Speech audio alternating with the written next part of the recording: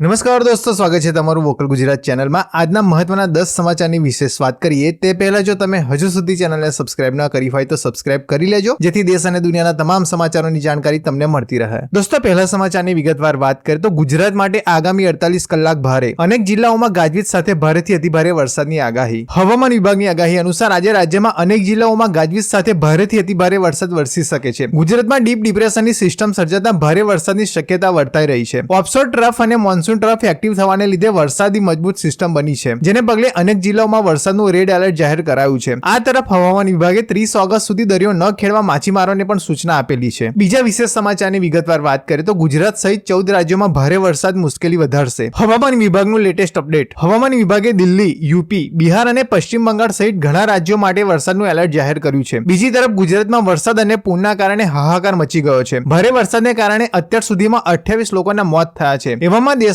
અનેક રાજ્યોમાં ભારે વરસાદના કારણે તબાહી જોવા મળી રહી છે। દિલ્હીથી લઈને ગુજરાત અને રાજસ્થાનમાં ભારે વરસાદ થઈ રહ્યો છે। ગુજરાતમાં ભારે વરસાદ સ્થિતિ વણસી રહી છે। તે જ સમયે હવામાન વિભાગે ઘણા રાજ્યો માટે એલર્ટ પણ જાહેર કર્યું છે। બીજા અગત્યના સમાચારની વિશેષ વાત કરીએ તો દેશભરમાં 5 દિવસ માટે પાસપોર્ટ સેવા બંધ, નક્કી અપોઇન્ટમેન્ટ પણ થશે રીશેડ્યુલ। નવું પાસપોર્ટ બનાવવા જઈ રહ્યા છો તો આ તમારા માટે અત્યંત કામના સમાચાર છે। હવે પાસપોર્ટ બનાવવા માટે આગામી 5 દિવસ કોઈ અપોઇન્ટમેન્ટ નહીં મળે। 29 ઓગસ્ટ એટલે કે ગઈકાલ રાતના 8 વાગ્યાથી 2 સપ્ટેમ્બરની સવાર સુધી સમગ્ર દેશમાં પાસપોર્ટ સેવાનું પોર્ટલ બંધ રહેશે। અગાઉથી નક્કી અપોઇન્ટમેન્ટ પણ તેના પછીના કોઈ સમયે રીશેડ્યુલ થઈ જશે। જો તમે પહેલા પાસપોર્ટ માટે અરજી કરી દીધી છે અને તમને 30 ઓગસ્ટ કે 2 સપ્ટેમ્બર વચ્ચેની કોઈ અપોઇન્ટમેન્ટ મળી હોય તો તેને કોઈ અન્ય તારીખ માટે રીશેડ્યુલ કરવી પડશે। એટલા માટે દિલ્હી સહિત રાજ્યમાં અરજદારોએ હેરાનગતિનો સામનો કરવો પડી શકે છે। આ સમયગાળા દરમિયાન નવા પાસપોર્ટ માટે અરજી પણ નહીં કરી શકાય। મિત્રો, ત્યાર પછીના સમાચારની વિશેષ વાત કરીએ તો સ્મૃતિ ઈરાનીએ રાહુલ ગાંધીના કર્યા ભરપૂર વખાણ, ભાજપને પણ કર્યા સાવચેત। ભાજપ નેતા સ્મૃતિ ઈરાનીનું વલણ બદલાયેલું લાગી રહ્યું છે। અમેઠીથી લોકસભા ચૂંટણી હાર્યા બાદ સ્મૃતિ ઈરાનીએ પહેલી વખત કોંગ્રેસ સાંસદ રાહુલ ગાંધીના ખૂબ વખાણ કર્યા। સ્મૃતિ ઈરાનીએ કહ્યું કે રાહુલ ગાંધીના સ્વભાવ અને રાજકારણની રીતમાં મોટું પરિવર્તન આવ્યું છે। રાહુલ ગાંધી વિશે બોલતા સ્મૃતિ ઈરાનીએ કહ્યું, રાહુલ ગાંધીના પોલિટિક્સમાં એક પરિવર્તન આવ્યું છે। તે વિચારે છે કે તેમણે સફળતા ચાખી લીધી છે। તે પહેલી વખત આટલું ઇન્સ્ટ્રુમેન્ટલ બોલી રહ્યા છે। રાહુલ ગાંધી હવે અલગ પોલિટિક્સ કરી રહ્યા છે। સ્મૃતિ ઈરાનીએ આગળ કહ્યું કે જો આપણે નોટિસ કરીએ તો કાસ્ટના રાજકારણમાં પણ તેઓ ખૂબ ધ્યાનથી બોલી રહ્યા છે। રાહુલ સંસદમાં ટી-શર્ટ પહેરે છે તો તે જાણે છે કે તેઓ યુવા પેઢીમાં શું મેસેજ જશે। ભાજપે કોઈ ગેરસમજમાં રહેવું જોઈએ નહીં કે રાહુલ ગાંધીનું કોઈ પણ પગલું સારું, ખરાબ કે બાલિશ છે, પરંતુ હવે તે અલગ રાજકારણ કરી રહ્યા છે। મિત્રો, ત્યાર પછીના સમાચારની વિશેષ વાત કરીએ તો કેમ વધી રહ્યા છે માર્ગ અકસ્માત, નીતિન ગડકરીએ સમજાવ્યું કારણ। કેન્દ્રીય માર્ગ પરિવહન મંત્રી નીતિન ગડકરીએ દેશમાં થઈ રહેલા અકસ્માતને લઈને મોટું નિવેદન આપ્યું છે। અકસ્માતની સંખ્યામાં દિવસ જાય તેમ વધારો થઈ રહ્યો છે, પરિણામે વર્ષમાં લાખો લોકો મોતને ભેટે છે। તેમણે એમ પણ જણાવ્યું કે મોટાભાગના અકસ્માત માર્ગ એન્જિનિયરિંગની ખામીને કારણે થાય છે। ત્યારે આ મામલે નીતિન ગડકરીએ એન્જિનિયરને સલાહ આપી છે। મહત્વનું છે કે FICCના રોડ સેફટી એવોર્ડ્સ અને કોન્ક્લેવ 2024નું આયોજન કરવામાં આવ્યું હતું। તેમાં સંબોધન દરમિયાન તેમણે અકસ્માતને લઈને કેટલીક મહત્વની વાતો કહી હતી। તેમણે કહ્યું હતું કે મેં ખૂબ જ ધ્યાનથી જોયું છે કે મોટાભાગના અકસ્માતો રોડ એન્જિનિયરિંગમાં ખામીને કારણે થાય છે, પરંતુ દરેક રોડ અકસ્માત માટે ડ્રાઈવરને જવાબદાર ઠેરવવામાં આવે છે, પરંતુ એવું નથી। કેન્દ્રીય મંત્રીએ કહ્યું કે ભારતમાં દર વર્ષે 5 લાખ માર્ગ અકસ્માત થાય છે, 1.5 લાખ લોકો મૃત્યુ પામે છે, જ્યારે 3 લાખ લોકો ઘાયલ થાય છે। તેમણે સંબોધન કરતા વધુમાં જણાવ્યું કે ભારતમાં યુદ્ધ, આતંકવાદ અને નક્સલવાદ કરતા વધુ લોકો માર્ગ અકસ્માતમાં મૃત્યુ પામે છે। આના કારણે જીડીપીમાં 3% નુકસાન થાય છે। મિત્રો, બીજા મહત્વના સમાચારની વાત કરીએ તો ગુજરાતમાં મેઘ કહેર, ક્યાંક પૂર તો ક્યાંક નદીઓ છલકાઈ, 28 ના મોત, પીએમ મોદી થયા એક્ટિવ। સતત વરસી રહેલા અનરાધાર વરસાદે ગુજરાતને પાણીમાં તરબોળ કરી દીધું છે। એટલું જ નહીં, અતિવૃષ્ટિ જેવો માહોલ સર્જી દીધો છે। અતિથી અતિ ભારે વરસાદ પડશે તેવી હવામાન વિભાગની આગાહીને પગલે ઝીરો કેઝ્યુલિટીના એપ્રોચ સાથે સમગ્ર રાજ્યનું વહીવટતંત્ર સજ્જ છે। છતાંય વરસાદે માત્ર 4 જ દિવસમાં 28 જણાનો ભોગ લીધો છે। વડોદરામાં પૂર જેવી હાલત છે તો દ્વારકામાં પણ જળબંબાકાર જેવી સ્થિતિ સર્જાઈ છે। અનેક જગ્યાએ નદીઓ છલકાવાથી વિસ્તારોમાં પાણી ફરી વળ્યા છે। રોડ રસ્તા પણ બેટમાં ફેરવાઈ ગયા છે। ગુજરાતમાં ભારે વરસાદને પગલે ડેમો, તળાવો ઉપરાંત નદીઓ પણ ઓવરફ્લો થઈ છે। બીજી બાજુ પીએમ મોદીએ આજે ફરી એકવાર મુખ્યમંત્રી ભૂપેન્દ્ર પટેલ જોડે વાત કરીને ગુજરાતની સ્થિતિની સમીક્ષા કરી હતી। બીજા અગત્યના સમાચારની વિશેષ વાત કરીએ તો જનધન યોજના, 52 કરોડથી વધુ ખાતા ખુલ્યા, પીએમ મોદીએ પાઠવી શુભકામના। પ્રધાનમંત્રી જનધન યોજનાની શરૂઆતને 10 વર્ષ થઈ ગયા છે। આ પ્રસંગે પીએમ મોદીએ લાભાર્થીઓને અભિનંદન પાઠવ્યા હતા। તેમણે છેલ્લા 10 વર્ષમાં ખુલેલા ખાતા અને થાપણો વિશે માહિતી પણ આપી છે। તેમણે કહ્યું કે એક દાયકામાં આ યોજના હેઠળ 53 કરોડથી વધુ ખાતા ખોલવામાં આવ્યા છે, જેમાં 2 લાખ કરોડ રૂપિયાથી વધુ જમા થયા છે। ખાસ વાત એ છે કે મહિલાઓ ખાતાના મામલે પુરુષો કરતા આગળ છે। પીએમ મોદીએ આ અંગે ટ્વીટ કરતા જણાવ્યું કે જનધન યોજનાના 10 વર્ષ પૂરા થઈ ગયા છે। આજનો દિવસ દેશ માટે ઐતિહાસિક દિવસ છે। આ અવસર પર હું તમામ લાભાર્થીઓને મારી શુભકામનાઓ પાઠવું છું। આ યોજનાને સફળ બનાવવા માટે દિવસ રાત મહેનત કરનાર તમામ લોકોને ખૂબ અભિનંદન. જનધન યોજના કરોડ દેશવાસીઓને, ખાસ કરીને આપણા ગરીબ ભાઈ બહેનોને આર્થિક રીતે સશક્ત બનાવવામાં અને તેમને સન્માન સાથે જીવન જીવવાની તક આપવામાં સફળ રહી છે. મિત્રો, બીજા અગત્યના સમાચારની વાત કરીએ તો ભારતના ધનિકોની યાદીમાં પહેલીવાર કિંગ ખાનનો સમાવેશ. જાણો કઈ કઈ સેલિબ્રિટીને મળ્યું સ્થાન. બોલિવૂડના બેતાજ બાદશાહ શાહરુખ ખાને પ્રથમ વખત હુરુન ઇન્ડિયા રીચ લિસ્ટ 2024 માં સ્થાન મેળવ્યું છે. 58 વર્ષીય ખાન પાસે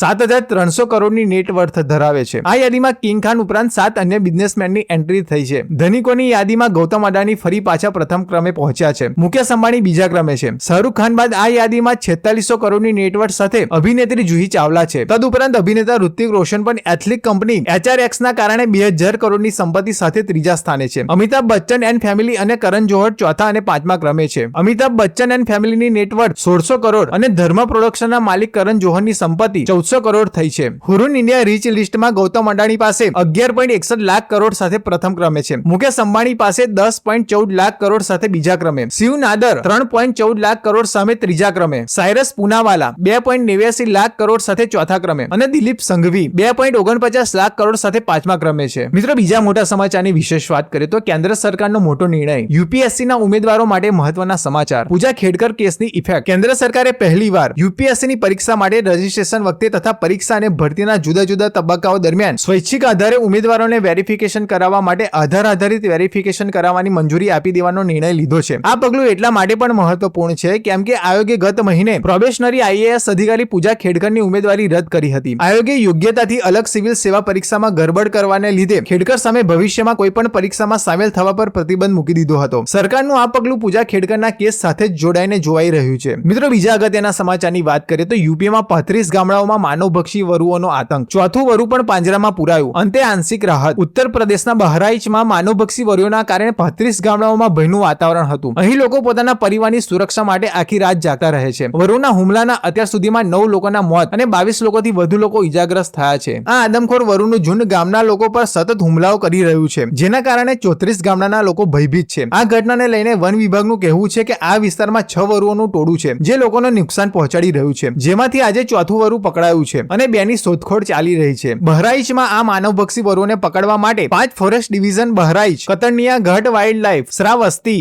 ગોંડા અને બારાબંકીની લગભગ 25 ટીમો રોકાયેલા છે. બીજા અગત્યના સમાચારની વાત કરીએ તો 5.7ની તીવ્રતાએ દિલ્હી, જમ્મુ કાશ્મીરથી લઈને પાકિસ્તાન સુધી ધરાધ્રુજી. લોકોમાં ભયનો માહોલ. દેશભરમાં ભારે વરસાદી માહોલ વચ્ચે હવે ભૂકંપ આવતા લોકોમાં વધુ ભયનો માહોલ ફેલાયો છે. અફઘાનિસ્તાનથી શરૂ થયેલા ભૂકંપના આંચકા એટલા જોરદાર હતા કે છેક દિલ્હી સુધી, NCR થી લઈને જમ્મુ કાશ્મીર તથા પાકિસ્તાન સુધી હચમચી ગયા હતા. ભૂકંપની તીવ્રતા 5.7 મપાઈ હતી, જેને લઈને લોકોમાં ડર ફેલાયો હતો. નેશનલ સેન્ટર ફોર સિસ્મોલોજીના જણાવ્યા અનુસાર ભૂકંપનું કેન્દ્ર અફઘાનિસ્તાનમાં પૃથ્વીના પેટાળમાં 255 કિલોમીટર ઊંડાઈએ હતું. મિત્રો, બીજા મોટા સમાચારની વિશેષ વાત કરીએ તો 10 વર્ષ પહેલા 240 યાત્રી સાથે ગુમ થયેલું મલેશિયન વિમાનનું રહસ્ય ખુલ્યું. વિજ્ઞાનીઓનો મોટો દાવો. આજથી 10 વર્ષ પહેલા 240 પેસેન્જરોને લઈને ગુમ થયેલું મલેશિયન વિમાનનું રહસ્ય ખુલ્યું હોવાનો દાવો કરવામાં આવી રહ્યો છે. ઓસ્ટ્રેલિયાની તસ્માની યુનિવર્સિટીના વિજ્ઞાનીઓએ દાવો કર્યો છે કે અમને મલેશિયન વિમાન MH370 ને ટ્રેસ કરવામાં સફળતા મળી છે. દાવો કરવામાં આવી રહ્યો છે કે વિમાન સમુદ્રમાં હજારો ફૂટ ઊંડે છે. દક્ષિણ હિન્દ મહાસાગરમાં વિમાન 6000 મીટરની ઊંડાઈમાં એક ખાઈમાં છે. University of Tasmania institute of marine and Antarctic સ્ટડીઝના વિજ્ઞાની વિન્સેન્ટ લિનનું કહેવું છે કે આ ખાઈ એ જ જગ્યાએ છે જે પાયલોટે પેનાંગ એરપોર્ટ પરથી ટેક ઓફ કર્યા બાદ જ સિમ્યુલેટરની દિશા બદલી રસ્તો કાપી નાખ્યો હતો અને ફ્લાઇટને ખોટી દિશામાં લઈ ગયો હતો. ત્યારબાદ ફ્લાઇટ રડાર પર નજર નહોતી આવી અને આજ સુધી તેના વિશે કઈ માહિતી નથી મળી. મિત્રો, બીજા મોટા સમાચારની વિશેષ વાત કરીએ તો પાડોશી દેશમાં 1 તોલા સોનાનો ભાવ ₹2 લાખ. ચાંદીની કિંમત પણ લાખોમાં. ભારતમાં કેવી છે સ્થિતિ? ભારતમાં છેલ્લા કેટલાક દિવસથી સોનાના ભાવમાં કોઈ ખાસ મુવમેન્ટ જોવા મળી નથી. ગઈકાલે અમદાવાદમાં સોનાની કિંમત 200 ઘટી ₹74,000 પ્રતિ 10 ગ્રામ બોલાઈ રહી હતી. જોકે ચાંદી ₹2,000 સસ્તી થઈ ₹84,000 પ્રતિ 1 કિલો પર ક્વોટા થઈ હતી. બીજી બાજુ ભારતના પાડોશી દેશમાં સોના ચાંદીના ભાવ લાખોની સપાટી વટાવી ગયા છે. પાડોશી દેશ પાકિસ્તાનમાં સોનાના ભાવ ₹2 લાખ પ્રતિ 10 ગ્રામની સપાટી વટાવી ગયા છે. પાકિસ્તાની રાજધાની કરાચીમાં 24 કેરેટ સોનાની કિંમત પાકિસ્તાની ચલણમાં ₹2,28,270 પ્રતિ 10 ગ્રામ છે. સ્પોટ ગોલ્ડનો ભાવ પાકિસ્તાનમાં ₹2,66,250 પ્રતિ 10 ગ્રામ બોલાઈ રહ્યો છે. 1 કિલો ચાંદીનો ભાવ ₹2,67,700 એ પહોંચ્યો છે. દોસ્તો, દેશ અને દુનિયાના તમામ સમાચારોની જાણકારી મેળવવા માટે અમારી વોટ્સઅપ ચેનલને હમણાં જ જોઈન કરો. લિંક નીચે ડિસ્ક્રિપ્શનમાં આપેલી છે. જો વિડીયો તમને પસંદ આવ્યો હોય તો લાઈક અને શેર કરો અને ચેનલને સબસ્ક્રાઇબ કરવાનું ભૂલશો નહીં. નમસ્કાર, જય હિન્દ, જય માતાજી.